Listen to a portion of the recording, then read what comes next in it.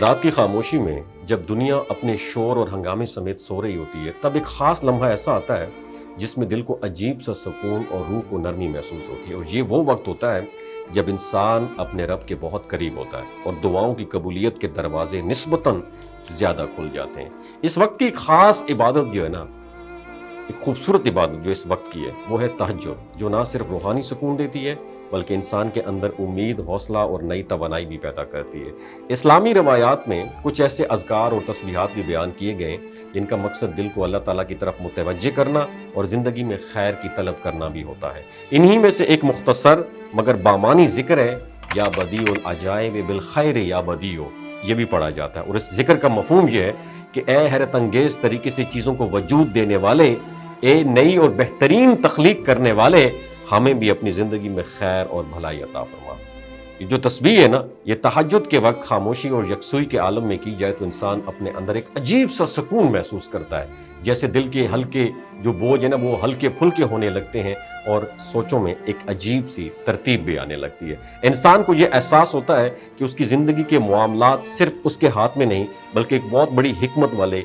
جو ذات ہے اس کے بھی سپرد ہیں، اور جو لوگ اس وقت کو مستقل طور پر اختیار کرتے ہیں وہ اکثر اپنی زندگی میں ایک مثبت تبدیلی محسوس کرتے ہیں اور دل کی بے چینی ان کی کم ہونے لگ جاتی ہے، فیصلوں میں بہتری آتی ہے اور مشکلات کا سامنا کرنے کا حوصلہ بھی بڑھتا ہے۔ اور یہ اثر کسی فوری جادو یا معجزے کی طرح نہیں ہوتا بلکہ ایک تدریجی روحانی تبدیلی کی صورت میں ظاہر ہوتا ہے، جو انسان کے اندر سے شروع ہو کر اس کی زندگی تک پھیل جاتا ہے۔ تہجد کا وقت دراصل سیلف انالیسز، خود احتسابی کا وقت بھی ہے، جہاں انسان اپنی غلطیوں پر غور کرتا ہے، اپنے رب سے معافی مانگتا ہے اور پھر بہتر مستقبل کی دعا بھی کرتا ہے۔ اس لمحے میں کی جانے والی دعا اور ذکر دل کو ایک خاص یقین دیتا ہے کہ ابھی بھی بہتری کے دروازے بند نہیں ہوئے۔ یا بدیع العجائب بالخیر یا بدیع، اس کا ورد اسی امید اور بھروسے کو مضبوط کر دیتا ہے مزید کہ اللہ تعالیٰ نئی راہیں کھولنے اور بند دروازے کھولنے پر بھی قادر ہے۔ بس شرط یہ ہے کہ دل میں اخلاص ہو اور زبان کے ساتھ ساتھ دل بھی اس ذکر میں شریک ہو۔ زندگی کے مسائل فوراً ختم نہ بھی ہوں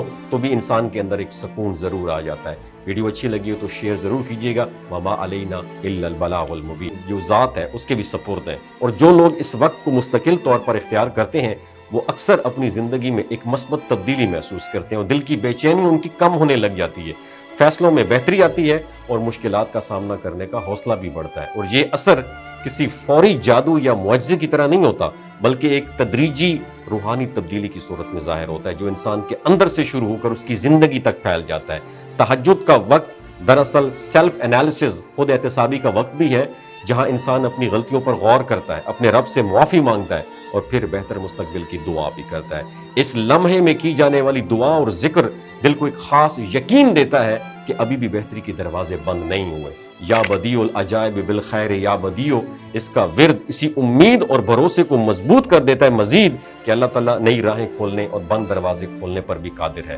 بس شرط یہ ہے کہ دل میں اخلاص ہو اور زبان کے ساتھ ساتھ دل بھی اس ذکر میں شریک ہو۔ زندگی کے مسائل فوراً ختم نہ بھی ہوں تو بھی انسان کے اندر ایک سکون ضرور آ جاتا ہے۔ ویڈیو اچھی لگی ہو تو شیئر ضرور کیجیے گا۔ وما علینا الا البلاغ المبین۔